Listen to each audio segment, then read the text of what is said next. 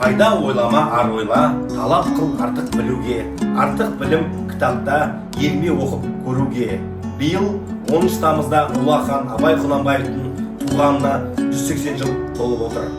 Бұл мерейтой бүкіл қазақ халқының рухани мұрағасы бағалап, еліміздің мәдениеті мен тарихына құрмет көрсетуі. Сенбе жұртқа тұрсада қанша мақтап, әуретеді ішіне қолы сақтап, өзің есен, өзің дамыл шығар, еңбегің мен ақылын жақтап.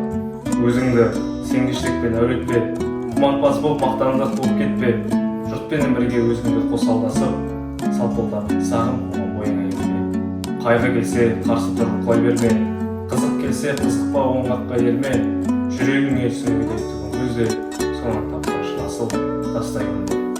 Көзімнің қарасы көңлімнің санасы өтпейді іштегі ғашықтық жарасы.